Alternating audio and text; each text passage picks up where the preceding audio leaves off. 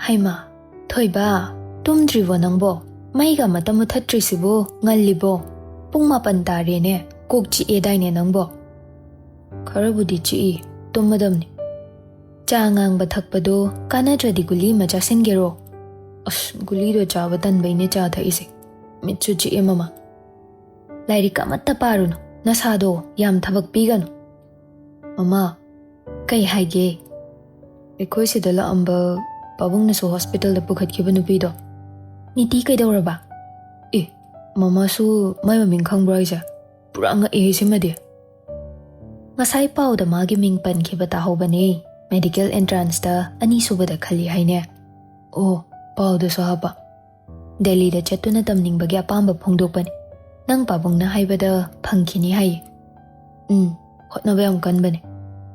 Angang do icham jaine. Wangang thokpada. Tiken su yawi magi interview do. Mana su yam harauna phongdoki. Position lephodabagi nungaitabado handaki result sina loina kokre haye. Ataidi magi punsida khwaidagi kawridaba misak ama lei hai. Mana su moral support yam pibi hai. Maming hangbada hayu yade. Kona matang chabada haige haina. Aina phone tobani. Wari saba phangdri yam chilla male. Oza mayam punduna chaka jaramni. Ngasai sune mayumda handuna mayam pungani haina ne. Magi apopana phongdokibani. Bharada leiba oira malene. Migi majana medical khalagane ai kasu kalakte. Icha thoibasu mangondagi kaishu tadena. Mama, ai kasu khandi. Ai nungairaroi haiduna wa thaido inatro nangido. Makhoi lairik haiba haibi mayamgi wa kaishu khanbiru noi chaside. Nangna tamibado pass tawraga loire. Hoi mama, phare tumnaba tawr. Ai kangkhalga se thabiramage.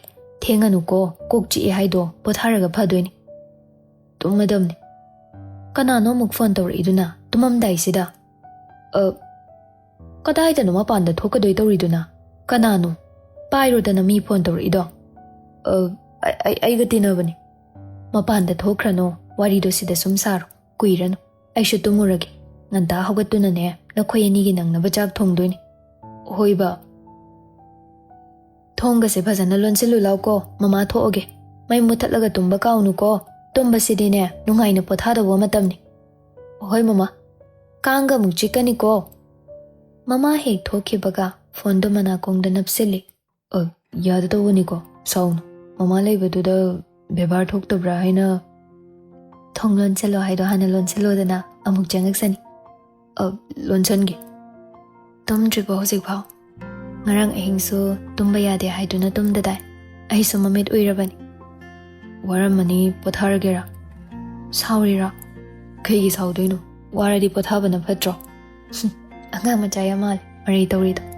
Ay ngasay kaya dabay call tawragtabani. Miso mayam leiba. Sar tiken, sar pamhaiba, sar aso. Loy suramani. School gi oja ay khweda pulab jay. Yumda haliba. Halli. Aina medical entrance pass tawdri phawba nangni yumda hanno haibada ay handabani. Ngasido tamona halase haibaduda ay nangonda haihodre. Kim guided. Congratulations. Thank you. Ay di kaw. Phone se nangna tawrpani. Kaktatlaga ay amuk tawbiraki. Yani imagi se paisa yam yawkibani. Kahin sang charaba. Alu ngakta ngari thum morok machet ka met lengasidi. Imana nang sune chakubi se na hai. Nangna sumaya mating pangbi. Ay na kay pangadan. Ay lagpatali. Lagsulaw. Sidaidi larik tawayaw bahuro ko. Delhi da tamningbe pamba phongdoki hain tami mamana. Phangbasoy. Ay nang yawdaba maphamda da chatningdeda. Sida sum tamasira khangde. Nungshibaga career ga kay donungda punsinagi khangano. Nangi 12 ki result na saki. Adum tamgi khanba maphamda tam. After all, ay di kimta nate. Nangga compare tawbada. Adumay haigano. Nangna medical tambaloido na thorakpa. Aina icham chamba graduate. Matamdo yawdringaydagi hojikdagi hauna minay bani chanade na hainarani ko. Aina matam chana call tawhodabay marira. Nangna ngasi tawrisa. Adumay haino tabada nungayti. Aina ngangi se oidaba amta yawde. Achumbaduni. Ay shikem natte ko. Kanana khangba. Tungi punsida nangni hena mai pakpa moiduna. Aingondagi hena mingchat tankhibaso.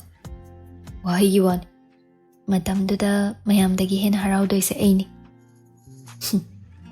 ꯍꯥ ꯌꯥꯝ ꯇꯧꯅꯨꯀꯣ ꯋꯥꯔꯤ ꯁꯥꯟꯅꯁꯤ ꯃꯌꯥꯝꯁꯨ ꯃꯄꯥꯜꯗ ꯂꯣꯏꯅ ꯂꯩꯈꯤ ꯑꯩꯅ ꯋꯥꯔꯦ ꯇꯨꯝꯃꯒꯦꯅ ꯆꯪꯉꯛꯄꯅꯤ ꯑꯩꯒꯤꯗꯃꯛꯇ ꯑꯣꯏꯗꯕ ꯉꯥꯡꯉꯤꯕ ꯑꯩꯒꯤ ꯄꯨꯟꯁꯤꯗ ꯃꯔꯨꯑꯣꯏꯕ ꯑꯃ ꯄꯨꯊꯣꯛꯑꯣ ꯍꯥꯏꯔꯗꯤ ꯅꯪꯁꯨ ꯑꯃꯅꯤ ꯍꯥꯏꯅ ꯈꯨꯝꯅꯤ ꯏꯃꯥ ꯕꯕꯥꯁꯨ ꯃꯔꯨ ꯑꯣꯏ ꯑꯩꯗꯤ ꯂꯃꯈꯥꯡꯗ ꯊꯦꯡꯅꯕꯅꯤ ꯂꯃꯈꯥꯡꯗ ꯅꯠꯇꯦ ꯑꯩꯒꯤ ꯄꯨꯟꯁꯤꯒꯤ ꯍꯧꯔꯛꯄꯗꯅꯤ ꯅꯪꯒ ꯊꯦꯡꯅꯔꯝꯗ꯭ꯔꯗꯤ ꯑꯩ ꯀꯩꯁꯨ ꯍꯣꯠꯅꯅꯤꯡꯉꯝꯗꯕꯁꯨ ꯌꯥꯏ ꯑꯩꯒꯤ ꯑꯃꯥꯡꯕ ꯄꯨꯟꯁꯤꯁꯦ ꯄꯥꯝꯗꯕꯒꯤ ꯅꯪ ꯀꯤꯗꯅ ꯍꯣꯠꯅꯈꯤꯕ ꯅꯠꯇ꯭ꯔꯣ ꯇꯥꯅꯤꯡꯗꯦꯀꯣ ꯑꯁꯦꯡꯀꯤꯅꯤ ꯃꯤꯅ ꯅꯣꯛꯅꯔꯅꯤꯀꯣ ꯅꯪ ꯅꯨꯄꯥꯗꯣ ꯀꯩ ꯇꯧꯔꯤ ꯍꯪꯉꯛꯑꯀꯥꯟꯗ ꯀꯩꯒꯤ ꯅꯣꯛꯅꯗꯣꯏꯕ ꯃꯤꯅ ꯍꯪꯉꯁꯨ ꯈꯨꯝꯅꯤꯅ ꯃꯥꯁꯨ ꯒ꯭ꯔꯦꯖꯨꯑꯦꯁꯟ ꯇꯝꯂꯤ ꯐꯤꯖꯤꯛꯁ ꯑꯣꯅꯔꯁꯅꯤ ꯑꯩꯅ ꯃꯦꯗꯤꯀꯦꯜ ꯈꯟꯗ꯭ꯔꯤꯉꯩ ꯃꯥꯅ ꯌꯥꯝ ꯍꯣꯠꯅꯕꯤꯈꯤ ꯏꯁꯝ ꯁꯝꯅ ꯑꯩꯅ ꯃꯦꯗꯤꯀꯦꯜ ꯇꯝꯃꯦ ꯍꯥꯏꯕꯒꯤ ꯃꯥꯅ ꯑꯩ ꯅꯨꯡꯁꯤꯕ ꯅꯠꯇꯦ ꯍꯥꯟꯅꯗꯩ ꯅꯨꯡꯁꯤꯕꯅꯦꯅ ꯍꯥꯏꯗꯣꯏꯕ ꯑꯗꯨꯗꯤ ꯅꯪꯅ ꯇꯣꯄꯔ ꯑꯣꯏꯔꯛꯄꯩꯔꯥ ꯍꯪꯉꯗꯤ ꯑꯩꯁꯨ ꯍꯥꯏꯅꯤꯅ ꯑꯩ ꯇꯣꯄꯔ ꯑꯣꯏꯈꯤꯗꯦ ꯑꯗꯨꯒ ꯃꯥꯗꯤ ꯑꯗꯨꯈꯥꯛꯅꯁꯨ ꯑꯍꯦꯟꯕ ꯄꯥꯝꯕ ꯃꯤ ꯅꯠꯇꯦꯅ ꯌꯥꯔꯣꯏꯕꯤ ꯀꯩ ꯍꯥꯏꯒꯦ ꯏꯕꯥꯅꯤꯁꯦ ꯃꯇꯥꯡꯅ ꯀꯥꯏꯅꯗꯣꯏ ꯃꯥꯜꯂꯦ ꯑꯩ ꯁꯤ ꯈꯟꯕꯗ ꯌꯥꯝ ꯋꯥꯏ ꯅꯪꯒ ꯑꯩꯒ ꯍꯥꯟꯅꯒꯨꯝ ꯄꯥꯎ ꯐꯥꯎꯅꯕ ꯉꯝꯅꯤꯁꯨ ꯊꯥꯖꯗꯦ ꯅꯪꯁꯨ ꯃꯇꯝ ꯂꯩꯔꯣꯏ ꯑꯗꯨꯃꯥꯏ ꯍꯥꯏꯗꯣ ꯀꯩꯒꯤꯅꯣ ꯀꯩꯗꯧꯕꯩ ꯀꯥꯏꯅꯗꯣꯏꯅꯣ ꯃꯔꯝ ꯂꯩꯇꯅ ꯑꯩꯗꯤ ꯁꯨꯛꯉꯝ ꯍꯦꯛ ꯉꯝꯃꯣꯏ ꯍꯧꯖꯤꯛ ꯑꯩꯅ ꯅꯪꯕꯨ ꯆꯦꯟꯁꯤꯜꯂꯁꯨ ꯀꯣꯛ ꯌꯥꯎꯗꯕ ꯉꯥꯏꯍꯥꯛꯀꯤ ꯏꯁꯥꯒꯤ ꯈꯟꯕ ꯃꯤ ꯍꯥꯏꯗꯣ ꯑꯣꯏꯗꯣꯏꯅꯤꯀꯣ ꯑꯣꯖꯥ ꯃꯌꯥꯝꯅꯁꯨ ꯑꯩꯁꯦ ꯅꯨꯡꯁꯤꯔꯣꯏ ꯅꯈꯣꯏ ꯌꯨꯝꯒꯤ ꯃꯤꯅꯁꯨ ꯇꯥꯟ ꯆꯥꯔꯗꯤ ꯏꯕꯥꯅꯤ ꯑꯗꯨꯅ ꯍꯦꯟꯅ ꯂꯥꯞꯊꯣꯛꯅꯕꯒꯤ ꯃꯔꯝ ꯑꯣꯏꯕ ꯑꯁ ꯅꯪ ꯌꯥꯝ ꯈꯟꯖꯜꯂ ꯃꯥꯜꯂꯦ ꯁꯨꯝ ꯅꯪꯅ ꯀꯣꯜ ꯇꯧꯔꯛꯇꯕꯗꯨꯗ ꯏꯊꯟꯇ ꯈꯜꯂꯝꯕꯅꯤ ꯑꯩꯅ ꯀꯣꯜ ꯇꯧꯔꯛꯇ꯭ꯔꯒ ꯅꯪꯅ ꯁꯨꯃꯥꯏꯅ ꯈꯟꯖꯤꯜꯂꯗꯤ ꯍꯌꯦꯡꯋꯥꯏ ꯑꯦꯛꯖꯥꯝꯅ ꯌꯥꯗꯕꯒꯤ ꯋꯥꯔꯤ ꯁꯥꯗ꯭ꯔꯗꯤ ꯀꯩ ꯐꯤꯕꯝꯗ ꯂꯩꯔꯅꯤ ꯑꯩ ꯈꯪꯗꯦ ꯀꯩꯅꯣ ꯀꯞꯄꯤꯔꯣ ꯑꯃꯨꯛ ꯇꯜꯂꯤꯀꯣ ꯑꯩꯒꯤ ꯅꯨꯡꯉꯥꯏꯕ ꯅꯨꯃꯤꯠꯁꯤꯗ ꯈ꯭ꯋꯥꯏꯗꯒꯤ ꯍꯦꯟꯅ ꯅꯨꯡꯉꯥꯏꯒꯗꯕ ꯃꯤꯁꯛꯅ ꯄꯨꯛꯅꯤꯡ ꯏꯁꯣꯟ ꯁꯣꯟꯊꯕꯁꯦ ꯑꯩ ꯅꯨꯡꯉꯥꯏꯇꯦ ꯁꯣꯟꯊꯗꯦꯗ ꯍꯦꯟꯅ ꯍꯔꯥꯎꯔꯤꯅꯤ ꯉꯝꯂꯣꯏ ꯈꯜꯂꯝꯕꯗꯣ ꯅꯝꯍꯠꯇꯨꯅ ꯉꯝꯂꯛꯄꯁꯦ ꯑꯩꯈꯣꯏꯗ ꯀꯔꯝ ꯀꯥꯟꯗ ꯂꯥꯛꯇꯣꯏꯕ ꯑꯩ ꯂꯥꯛꯑꯔꯣꯏꯅ ꯍꯥꯏꯗꯨꯗꯤ ꯅꯈꯣꯏ ꯇꯥꯃꯣꯁꯨ ꯂꯩꯔꯝꯃꯅꯤ ꯕꯕꯥꯁꯨ ꯏꯃꯥꯕꯨꯗꯤ ꯈꯔ ꯐꯩ ꯑꯇꯩꯗꯨꯗꯤ ꯀꯌꯥ ꯀꯩꯗꯧꯗꯧ ꯃꯥꯟꯗꯦ ꯇꯥꯃꯣꯒ ꯎꯅꯗꯨꯅ ꯋꯥꯔꯤ ꯁꯥꯟꯅꯧꯑꯣ ꯌꯥꯝ ꯐꯕꯅꯤ ꯃꯥꯗꯤ ꯍꯣꯏ ꯄꯨꯂꯤꯁ ꯑꯣꯏꯕꯒꯤ ꯋꯥꯍꯪ ꯈꯔꯗꯤ ꯍꯪꯕꯅꯤ ꯍꯪꯉꯛꯄ ꯋꯥꯍꯪ ꯃꯌꯥꯝꯗꯨꯗ ꯑꯩꯒꯤ ꯂꯩꯇꯣꯟꯗꯒꯤ ꯋꯥꯍꯩ ꯑꯃ ꯍꯦꯛ ꯁꯣꯏꯈꯤꯕꯗ ꯅꯪ ꯑꯩꯒꯤ ꯑꯔꯣꯏꯕ ꯃꯤꯀꯨꯞꯁꯨ ꯑꯣꯏꯈꯤꯕ ꯑꯣꯏꯔꯣꯏꯀꯣ ꯀꯩꯁꯨ ꯃꯈꯣꯏꯅ ꯑꯩ ꯄꯥꯝꯂꯔꯣꯏ ꯅꯪꯒ ꯑꯩꯒ ꯌꯥꯝ ꯈꯦꯠꯅꯕꯅꯤꯅ ꯑꯗꯨꯅ ꯀꯥꯏꯅꯕ ꯍꯥꯏꯕꯗꯣ ꯑꯗꯨꯝ ꯑꯣꯜꯂꯅꯤ ꯑꯩꯗꯅꯦ ꯋꯥꯍꯧꯗꯣꯏꯕ ꯅꯪꯗꯤ ꯀꯩꯁꯨ ꯋꯥꯅꯤꯡꯉꯥꯏ ꯑꯣꯏꯗꯦ ꯃꯈꯣꯏꯅ ꯑꯗꯨꯃꯥꯏꯅ ꯇꯧꯔꯗꯤ ꯃꯦꯗꯤꯀꯦꯜ ꯇꯝꯕ ꯇꯝꯗꯕ ꯑꯩꯗꯤ ꯍꯦꯛꯇ ꯆꯦꯜꯂꯛꯀꯅꯤ ꯅꯪꯒꯤ ꯃꯅꯥꯛꯇ ꯃꯈꯣꯏꯅ ꯑꯃꯨꯛ ꯈꯥꯏꯗꯣꯛꯅꯅꯤ ꯑꯃꯨꯛꯀꯁꯨ ꯆꯦꯟꯁꯤꯟꯅꯤꯅ ꯑꯅꯤꯔꯛ ꯈꯥꯏꯗꯣꯛꯄꯗ ꯅꯪ ꯑꯗꯨꯝ ꯋꯥꯈꯜ ꯑꯣꯟꯈ꯭ꯔꯅꯤꯗ ꯋꯥꯍꯧꯗꯣꯏꯁꯦ ꯑꯩ ꯈꯛꯇꯅꯤ ꯌꯥꯝ ꯀꯥꯏꯅꯅꯤꯡꯕ ꯃꯥꯜꯂꯦ ꯈꯤꯇꯪ ꯍꯦꯛ ꯇꯧꯕꯒ ꯀꯥꯏꯅꯕ ꯉꯥꯛꯇ ꯉꯁꯤꯁꯦ ꯅꯪ ꯀꯩꯗꯧꯔꯒꯦ ꯑꯩꯁꯨ ꯋꯥꯈꯜ ꯈꯟꯕ ꯉꯝꯕ ꯃꯤꯁꯛꯅꯤ ꯑꯗꯨ ꯀꯌꯥꯝ ꯋꯥꯔꯧꯔꯤꯗꯣ ꯀꯩꯒꯤꯅꯣ ꯑꯉꯥꯡ ꯃꯆꯥ ꯃꯥꯜꯂꯤꯀꯣ ꯑꯉꯥꯡ ꯅꯠꯇꯦ ꯑꯩꯗꯤ ꯅꯪꯅ ꯑꯗꯨꯃꯥꯏꯅ ꯋꯥꯈꯜ ꯅꯨꯡꯉꯥꯏꯔꯣꯏꯗꯣꯏ ꯑꯣꯏꯔꯗꯤ ꯑꯩ ꯇꯝꯕ ꯆꯠꯂꯔꯣꯏꯒꯦ ꯁꯤꯗ ꯁꯨꯝ ꯂꯩꯔꯒꯦ ꯊꯥꯖꯗ꯭ꯔꯁꯨ ꯑꯩꯅ ꯆꯠꯇꯕ ꯃꯤꯀꯨꯞꯇ ꯊꯥꯖꯕ ꯑꯣꯏꯌꯨꯀꯣ ꯑꯩ ꯑꯃꯒꯤꯗꯃꯛ ꯄꯨꯟꯁꯤ ꯃꯥꯡꯂꯒꯦ ꯍꯥꯏꯔꯣ ꯅꯁꯥꯒꯤ ꯁ꯭ꯇꯦꯇꯁ ꯍꯥꯏꯕ ꯑꯃꯁꯨ ꯂꯩꯔꯤ ꯀꯥꯎꯔꯕꯣ ꯆꯞ ꯃꯥꯟꯅꯩ ꯀꯩꯅꯣ ꯂꯥꯏꯔꯤꯛ ꯃꯌꯥꯝ ꯇꯝꯃꯨꯅꯤ ꯃꯤꯔꯝꯒ ꯏꯔꯝꯒ ꯈꯦꯠꯅꯕ ꯈꯪꯉꯨꯅꯤ ꯑꯦꯠ ꯗꯤ ꯑꯦꯟ ꯅꯈꯣꯏꯗ ꯂꯩꯔꯀꯥꯟꯗ ꯆꯥꯛꯈꯨꯝꯗ ꯂꯣꯏꯁꯤꯅꯤ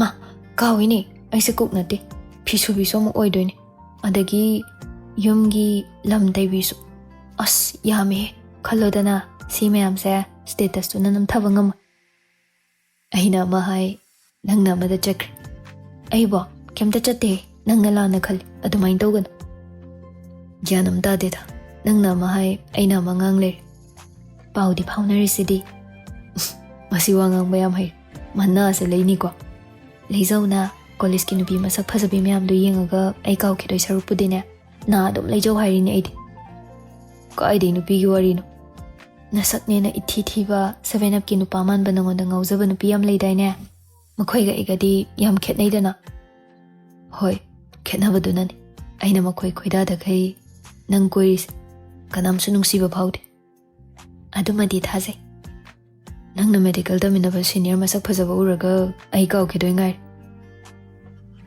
ꯑꯩꯕꯨ ꯐꯖꯕꯗ ꯉꯥꯎꯕꯩ ꯇꯥꯏꯞꯇ ꯅꯪꯅꯦ ꯁꯤꯗ ꯂꯩꯍꯧꯗꯣꯏꯁꯦ ꯑꯩꯗꯤ ꯄꯥꯈꯠꯂꯤꯕꯅꯤ ꯋꯥꯈꯜ ꯍꯥꯏꯔ ꯑꯉꯥꯡꯒꯨꯝ ꯈꯜꯂꯤ ꯑꯃꯨꯛꯁꯨ ꯅꯛꯅꯕ ꯃꯤꯅ ꯍꯥꯏꯕꯗ ꯏꯟꯕ ꯑꯃ ꯇꯧꯏ ꯑꯩꯕꯨ ꯇꯧꯕ꯭ꯔꯥꯅꯦ ꯈꯔꯗ ꯅꯠꯇꯦ ꯌꯥꯝ ꯇꯧꯏ ꯑꯉꯥꯡ ꯃꯆꯥꯅꯤ ꯅꯪꯁꯦ ꯑꯩꯗꯤ ꯄꯥꯈꯠꯂꯤꯕꯅꯤ ꯅꯪ ꯅꯊꯟꯇ ꯁꯤꯗ ꯂꯩꯍꯧꯗꯣꯏꯁꯦ ꯅꯈꯣꯏ ꯅꯃꯥꯟꯅꯕ ꯑꯅꯤꯁꯨ ꯄꯨꯟꯗ꯭ꯔꯦ ꯄꯥꯎꯗꯤ ꯑꯗꯨꯝ ꯐꯥꯎꯅꯩꯌꯦ ꯑꯩꯒꯤ ꯋꯥꯈꯜ ꯀꯥꯎꯈꯤꯗ꯭ꯔꯥꯅ ꯌꯥꯝ ꯄꯥꯈꯠꯂꯤ ꯅꯪꯅ ꯑꯩ ꯊꯥꯗꯣꯛꯑꯝꯃꯒ ꯑꯩꯗꯅꯤ ꯋꯥꯍꯧꯗꯣꯏꯁꯦ ꯅꯍꯥꯟꯅ ꯆꯦꯜꯂꯝꯃꯁꯨ ꯐꯗꯧ ꯌꯥꯝ ꯀꯞꯅꯤꯡꯉꯤꯀꯣ ꯅꯪ ꯆꯠꯈꯤꯅꯤ ꯈꯟꯕꯗ ꯀꯞꯀꯅꯣ ꯑꯩꯁꯦ ꯅꯪꯒꯤꯅꯤ ꯅꯪ ꯈꯛꯇꯒꯤꯅꯤ ꯀꯅꯥꯝꯇꯒꯤ ꯑꯣꯏꯕ ꯌꯥꯔꯣꯏ ꯃꯤꯅ ꯍꯪꯉꯁꯨꯅꯦ ꯃꯄꯨ ꯄꯥꯜꯂꯦ ꯍꯥꯏꯅ ꯈꯨꯝꯗꯣꯏꯅꯤ ꯑꯁꯦꯡꯕ ꯄꯥꯜꯍꯜꯂꯁꯦ ꯍꯥꯏꯔꯛꯑꯗꯤ ꯅꯪ ꯌꯥꯒꯗ꯭ꯔꯥ ꯑꯥꯔꯕꯤ ꯐꯥꯒꯤ ꯇꯧꯕꯅꯤꯗ ꯏꯕꯥꯅꯤ ꯂꯨꯍꯣꯡꯗ꯭ꯔꯤ ꯐꯥꯎꯕ ꯅꯪꯅ ꯃꯤꯒꯤ ꯑꯣꯏꯕꯁꯨ ꯌꯥꯔꯣꯏ ꯑꯩꯒꯤꯁꯨ ꯑꯣꯏꯈꯤꯔꯣꯏ ꯑꯩꯅ ꯍꯥꯏꯕꯗꯤ ꯅꯪ ꯀꯅꯥꯝ ꯀꯣꯏꯕ ꯌꯥꯔꯣꯏꯅ ꯍꯥꯏꯕꯅꯤ ꯑꯩꯕꯨ ꯃꯤ ꯑꯇꯣꯞꯄ ꯌꯥꯝ ꯄꯥꯝꯕꯗꯧꯅ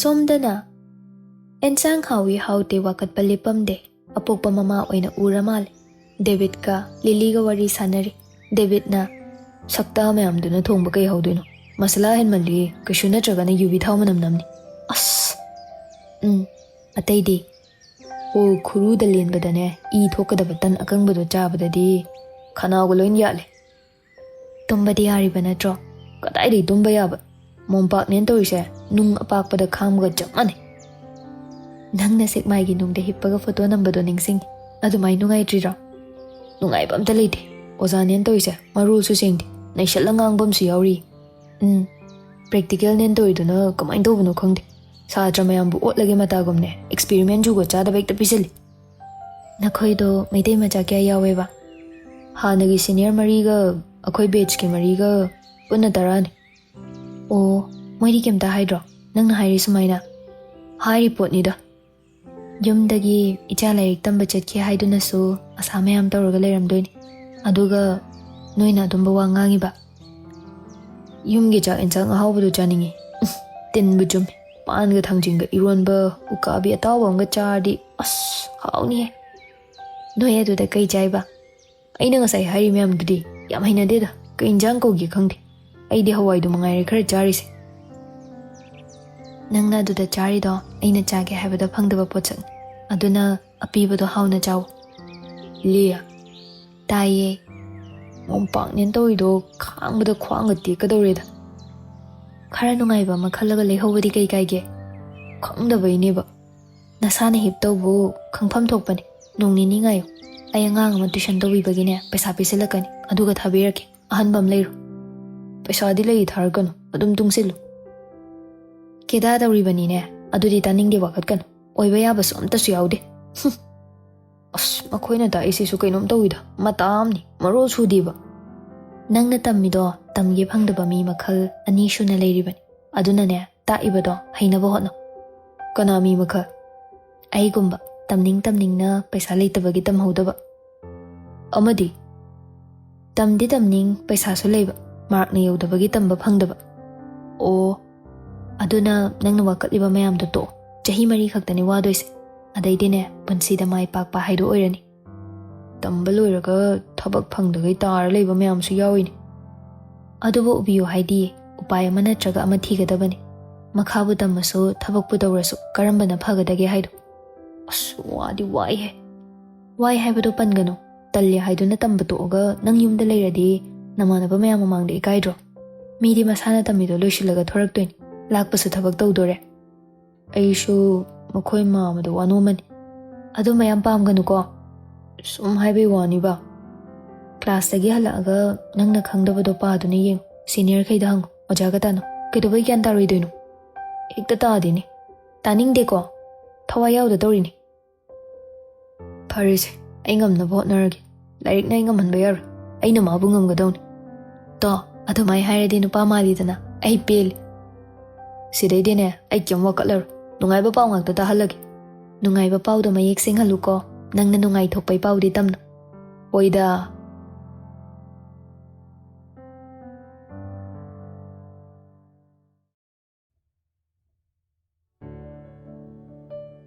ꯆꯠꯈ꯭ꯔꯦ ꯅꯨꯡꯁꯤꯕꯤ ꯃꯥꯁꯨ ꯇꯨꯡꯒꯤ ꯑꯁꯥ ꯑꯃꯒꯤꯗꯃꯛ ꯇꯤꯟꯅꯔꯝꯕ ꯃꯔꯨꯞꯁꯨ ꯄꯨꯜꯍꯧꯗ ꯃꯊꯟꯇ ꯂꯩꯍꯧꯔꯦꯗꯣ ꯐꯣꯟꯗ ꯋꯥꯔꯤ ꯁꯥꯕ ꯅꯠꯇꯅ ꯎꯄꯥꯏ ꯑꯇꯣꯞꯄ ꯑꯃꯃꯨꯛ ꯂꯩꯇ꯭ꯔꯦ Nakhoi adugi mayang macha khaido yenga rasi lei hainine.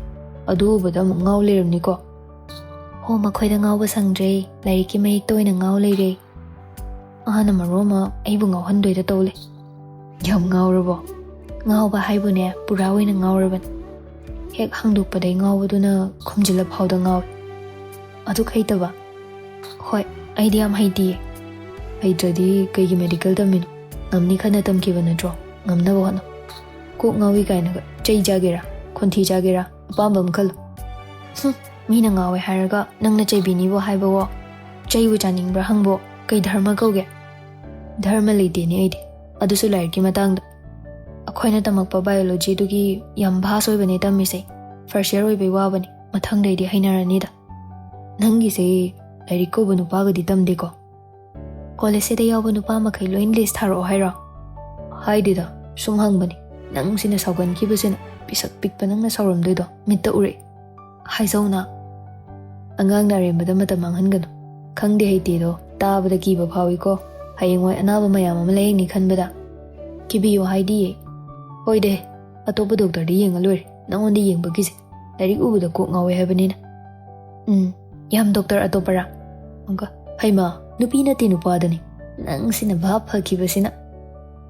Ay ni yeng doy ni, kanamta na yeng halo. Hoy, ado hay gito ba ni. Ado na nang hot na balipaya diba. Di managta chapa na draw. Ay maramda hangagpra. Chatpa di chatle. Ado ay mauraga tabag chin basay.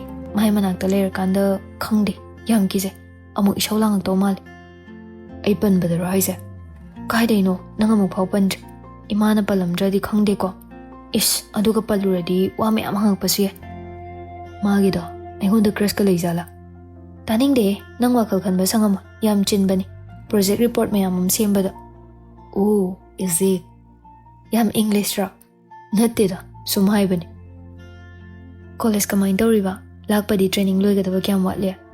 Adum, pau-pau na ba na draw? College eh, nungay di dun eh. Bot mayagi masakang daba miso pagkaw da kusili. Kaya anda ba nati da. Ay na hay ba madikom di. Oh, lakpura, pau-pau na yi. Loy rani da. Magi so, kuchuga di loy. Loy mo sinkre maso. Aduga masasu kang sili. Hana day dum kang alay day ne. Hujik ne na kang san gray. Haydi. Ay na noy katli. Hana dagi 7 up sumandre. Post awa pa kang ol. Nupi mayam na tanari ado de. Nang waa mahay ba da nupi ikta pali si kay gino. Nang nupi da nga orbo. Nang di nupapan da ba nina. Ay gido di kambal chawri ni. Ado nang di kambal chawra siyar. Nang wanda chaksin na ba na rin ngay atopa wari sana ba di layar da na kan ba susangdre. Yam pay. Matang sandi mo ngay doon ni wari sana ba siya. Hana di phone pay halame. Ado mark hay tarak pa yaw mali. Ado day pura tingsin kiban. Ay wanda pay di haraga luo nam pay ramadi ko nang nungay ni. Makatang ba pangoy ko kudak ta jinjil. Kaya na ba di nga mo. Ay luo na phone pay bay matam galayte ko. Layra so nang gawari sana ridro. No yung ga susana ba yay dana. Ado sumaramamani. Yung ga di chegi managta chatlakanda. Ado so paanchat pa natin da.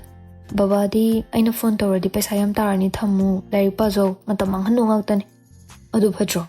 Ay so thamu hayro nang layrik pa na ba. Tham kino ay na kamakani kang ba na dro. Ado ga thaway na hangin ni ne. Hay ba nida. Nakoy baba na nang gilu na kanjari do. Ay so kali. Ado hay ning to ba ni. Ay so kangina. Ay dali da lagi. Handak semester exam sa igloy baga. Natom ta. Nati. Imana baga. Ay tom ta di hay do mandi. Ahan boy doy nina. Makoy flight to pay kat pa da kamain to giyengi. Ang tatong driba. Kada ay chata na tong doy no ay na. English kraluan ba si da nang kuk wang na sagat lamal. Ang to kumtarar ko. Hang ba nita ay di kuk ngaw ay. Ay so ngaw doy mali. Kibu gise. Shit to kat na bay sa lakhang tam ni. Kanagalak doy no. Yam to na lakhan ning bra. Ay so lak ning. Exam loy baga hay ragi. Kanagalak ni hay to. Aduga kangani. Hoy. Pare thamjaro. Andu di layrik pa ba kaw nuko. Kuk ngaw ay hay do. Nang suni. Kaw ka nuko.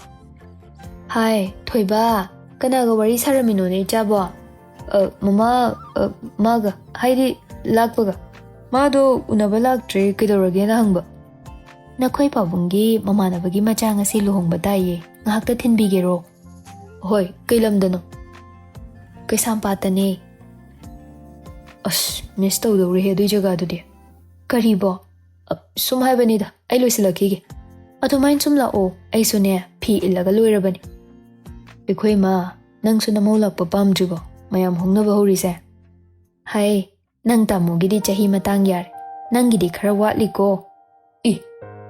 Natine, hosik migi machadu lae khalo, kari tawraga thakni, nang tamodi thabaksu tawre.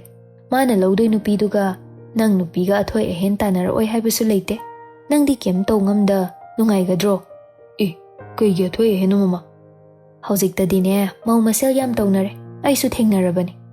As migi mungi wa ikhoy mungda panchanba hongnadeda. Aina haibadine, nang hana matik chakho haiban. Paw amasu tarabo, nang tamosune mathang chahi haurakpasida transfer lakpa yana leire. Adudi luhungge hairani do. Magi apamba karino hangkini haibani nang pabung. Sigi wase kona sase. Lao, ay hana thilu lao ko. Thengani amo.